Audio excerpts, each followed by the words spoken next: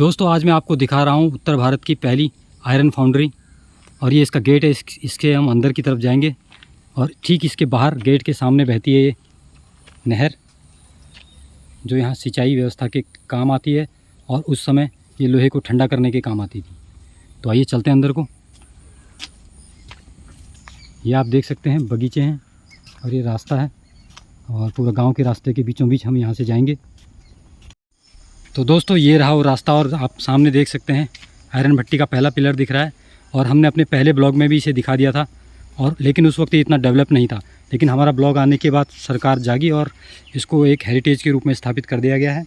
और अब ये यहाँ पर आप लोग आ सकते हैं और देख सकते हैं कि क्या महत्ता थी। ब्रिटिश कालीन ये भट्टी है। उस वक्त लोहे को पिघलाने के लिए यहाँ पर इस भट्टी को लगाया गया था क्योंकि रेलवे लाइन का कार्य चल रहा था और यहाँ से यहाँ का लोहा बिल्कुल बहुत प्रथम श्रेणी का होता था।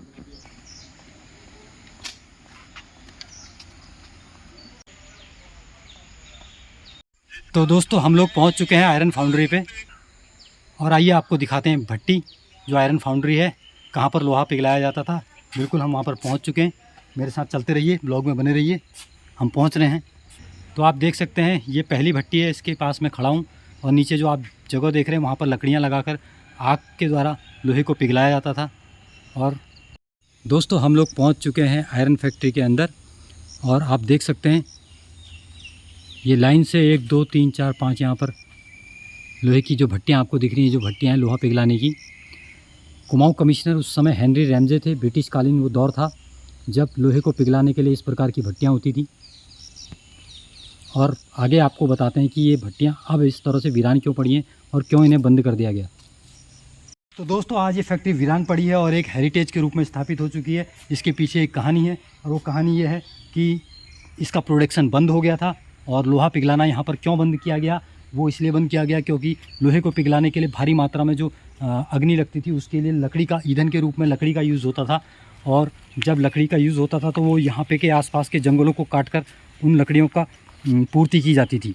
लेकिन जब हेनरी रैमजे यहाँ पे कुमाऊं कमिश्नर के रूप में आए, उन्होंने ये देखा कि यार अगर इस तरह से लगातार ये भट्टी चलती रही तो ये जो है जंगलों को बहुत नुकसान पहुँचाएगी और इस प्रकार पूरे जंगल काटने पड़ जाएंगे।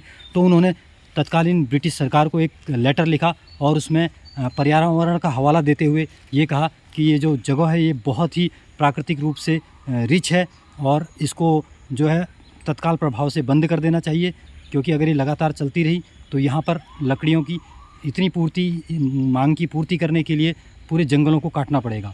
यही कारण था कि तत्कालीन ब्रिटिश सरकार ने इस फैक्ट्री को बंद कर दिया।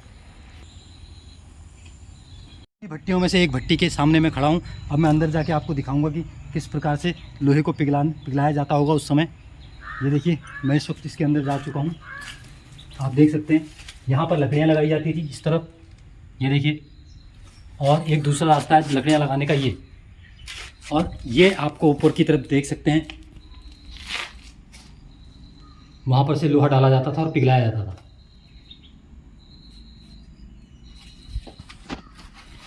तो साथियों ऐसे ही अब मैं दूसरी भट्टी के पास आ चुका हूँ और इसके अंदर भी मैं जाकर देखूँगा कि क्या वैसा ही ठीक संरचना है या कुछ अलग इसका डिज़ाइन है। बिल्कुल हम इस फैक्ट्री के बीचों बीच आ चुके हैं और आप ऊपर मैं आपको दिखाऊंगा। ये देखिए बिल्कुल अब यहाँ झाड़ियाँ जम चुकी हैं और मैं बिल्कुल बीचों बीच खड़ा हूँ। ये एक रास्ता है और दूसरा रास्ता ये है। और मज़े की बात यह है कि ये चारों फैक्ट्रियाँ जो चारों भट्टियाँ हैं वो बिल्कुल एक सीध में हैं इस तरह से। और इधर पे भी एक रास्ता है और वो रास्ता क्यों मैं आइए आपको दिखाता हूँ। ये देखिए ये जो रास्ता है तो यहाँ से श्रमिक आते होंगे और यहाँ लकड़ियाँ लगाते होंगे और लोहे को पिघलाते होंगे और इस तरफ से जब लोहा पिघल जाता होगा तो यहाँ से उसे ठंडा करने के लिए आप देख सकते हैं पानी का पूरा व्यवस्था है। जो बाहर हमने आपको नहर दिखाई उस नहर के थ्रू यहाँ पे पानी आता होगा और उससे लोहे को ठंडा किया जाता होगा। ये देख सकते हैं आप, ये सीधा आगे की तरफ जा रही है। और अब हम इससे बाहर निकलते हैं, एक बार फिर आपको दिखा देता हूँ। ये देखिए ये चारों तरफ इसके ऊपर की तरफ इस समय पेड़ जम चुके हैं। ये देखिए तो आइए यहाँ से बाहर निकलते हैं। अरे बिल्कुल बीचों बीच जंगलों में है, देखिए आप देख सकते हैं।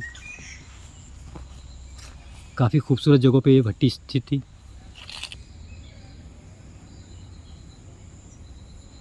इस वक्त मैं खड़ा हूँ ये छोटी सी जगह जो आपको नहर दिख रही है गोल टाइप की, उसके बगल में है आयरन भट्टी। और इसका भी अपना एक महत्व है। वो महत्व ये है कि निकलने वाला इस भट्टी से जो लोहा होता था वो बहुत गर्म होता था उस वक्त, और ठंडा करने का साधन पानी होता है। तो पानी की व्यवस्था नहर को काट कर लाई गई थी और यहाँ पे से उसको पानी को गुजारा जाता था। और इस तरह से ये ठीक मेरे पीछे से होते हुए वापस इस रास्ते से वो नदी में मिल जाता था। हेलो साथियों, इसी काले पत्थर के कारण कालाढूंगी नाम यहाँ पे पड़ा, क्योंकि ये बहुत मात्रा में यहाँ पाया जाता था। और ये जो पत्थर की फैक्ट्री है यहाँ पे, जो लोहे को पिघलाने वाली फैक्ट्री है, ये बिल्कुल यहाँ पर उस समय रेलवे लाइन बिछाने का काम चल रहा था। और काठगोदाम तक जो अंग्रेज़ रेल लेके आए थे, वहाँ तक लोहे की आपूर्ति के लिए ये ज़रूरी था कि जल्दी से जल्दी वहाँ पर सामग्री पहुँचाई जाए। तो ईजिली वे के लिए यहाँ पर तत्काल ब्रिटिश सरकार ने ये फैक्ट्री लगाई थी। साथियों, पहली बार हमारे यहाँ के स्थानीय निवासी अशोक बोरा जी ने ही मेरे को ये जगह दिखाई थी। और उस वक्त पहली बार मैंने यहाँ पर इसका ब्लॉग भी बनाया था। तब ऐसी सुविधाएं यहाँ पर नहीं थी। अभी थोड़ी बहुत सुविधाएं आ गई हैं, जैसे कि बैठने के लिए ये बेंच है और चारों तरफ से इस तरह की बेंचें लगा दी गई हैं। और यहाँ पर थोड़ा बहुत साफ़ सफाई इस वक्त नज़र आ रही है।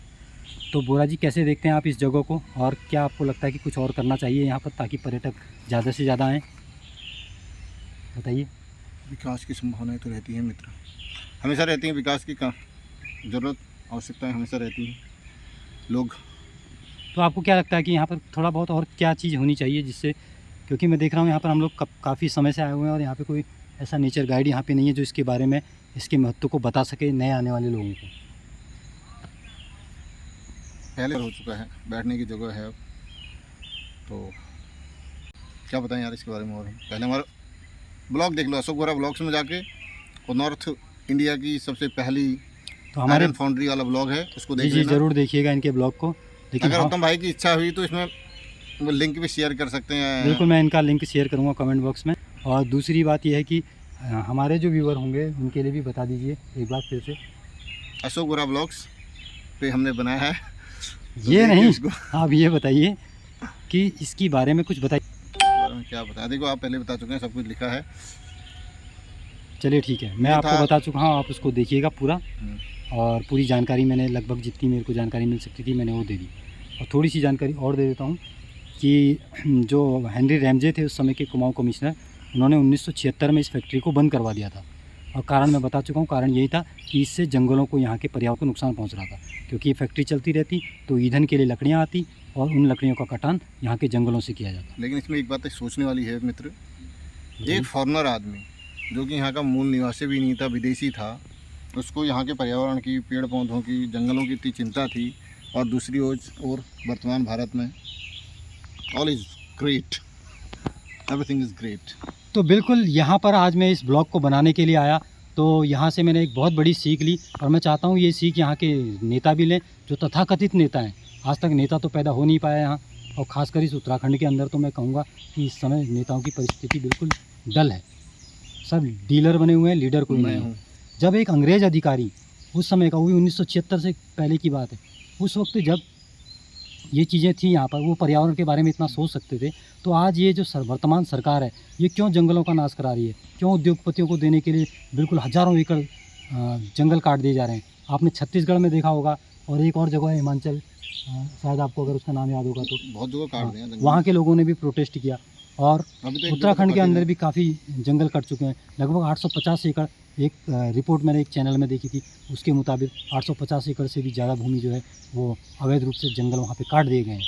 तो सरकारों को इस चीज़ की ओर ध्यान देना चाहिए, क्योंकि पर्यावरण है, वन है तो हम हैं। तो प्लीज़ सेव ट्री और सेव लाइफ। वाह, ये डायलॉग कितना अच्छा है। दोस्तों, ब्लॉग बनाते बनाते मेरी नज़र पड़ी उस छेद पे, और उस पर बैठा हुआ है एक विष खपड़ा जिसे कहते हैं, मतलब कि छेद पे ग्वाल हमेशा रहती है, जो एक छिपकली होती है, लंबी छिपकली, जंगली छिपकली, वो यहाँ पर बैठी है। मैं आपको पास से दिखाने की कोशिश करता हूँ।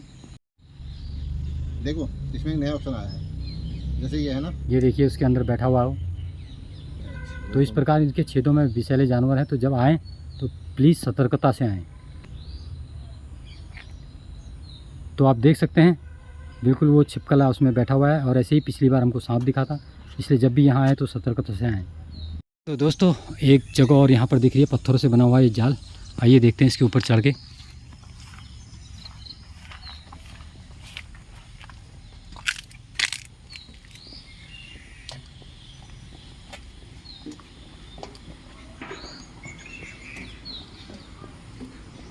तो देख सकते हैं यहाँ पर एक ये मचान की तरह है, ये देखिए, और यहाँ पर से बिल्कुल नज़र रखी जा सकती है इस पूरी फैक्ट्री पे। और नीचे हमारे एक मित्र ब्लॉगिंग करते हुए आ रहे हैं। दोस्तों इन सीढ़ियों की मदद से मैं ऊपर आ गया हूँ, और यहाँ पर एक मचान टाइप की चीज़ बनी हुई है जिसमें यहाँ पर बैठने की जगह है। 2 रास्ते हैं, एक यहाँ से सीढ़ी है और एक यहाँ पर से सीढ़ी है। जब बनता होगा और पिघलता होगा तो उसमें बहुत ज़्यादा हीट और गर्मी रहती होगी, तो उस हीट और गर्मी को शांत करने के लिए, जो ठंडक पहुंचाने के लिए पानी की व्यवस्था होती थी, उसे इस तरह से नहर के द्वारा, यहाँ से नदियों के द्वारा पानी इस नहर से लाया जाता था। आप देख सकते हैं ये नहर है। तो दोस्तों अब मैं आपको पीछे की तरफ से व्यू दिखा रहा हूँ लोहे की भट्टी का, लोहे पिघलाने वाली भट्टी का। पत्थरों की बनी हुई ये भट्टी है, और इस वक्त आप इसकी हाल देख सकते हैं, बिल्कुल पेड़ों ने इसको अपनी जड़ों से जकड़ लिया है। चाहे तो मैं आपको जूम करके दिखाता हूँ, ये देखिए बिल्कुल पेड़ों की लताओं से जकड़ी हुई है, और पीपल का वृक्ष इसके ऊपर उग चुका है पूरी तरह से। तो अब एक ये हेरिटेज है, और सरकार की जिम्मेदारी है कि इसको बचा के रखे। और देखिए कब जागती है सरकार नींद से।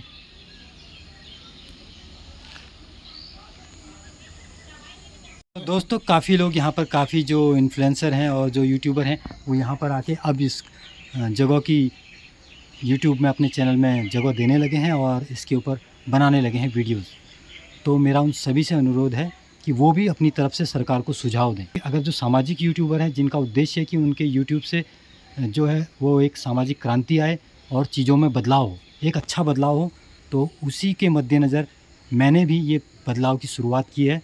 और मैं चाहता हूँ कि माननीय मुख्यमंत्री पुष्कर सिंह धामी जी इस विषय का संज्ञान लें, और ये जो एक हेरिटेज है हमारी, इसको संरक्षित करने के लिए वो करें। क्योंकि जिस प्रकार मैं देख रहा हूँ यहाँ पर जड़ें आ चुकी हैं, और इस तरह से भट्टी ज़्यादा लंबी नहीं चलेगी, तो इसके रखरखाव के लिए यहाँ पे कुछ ना कुछ किया जाना चाहिए। जय हिंद, जय उत्तराखंड। तो देखिए इस कुट्टी काटने की मशीन, और ये रहा हल, बैलों को लगाकर इससे जोता जाता था। और अब हम चल रहे हैं आगे की तरफ, निकलते हैं यहाँ से।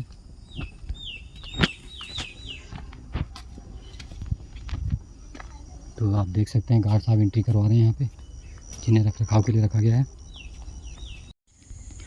तो अब वक्त आ गया है यहाँ से बाहर जाने का, हम निकल रहे हैं। तो वो जो नहर मैंने आपको फाउंड्री के पास दिखाई, वो यही है, इस तरह से घूमते हुए आती है। वो सामने एक इसको रोकने का रास्ता है जहाँ से पानी डाइवर्ट किया जाता है, और उस नहर पे इसे भेजा जाता है।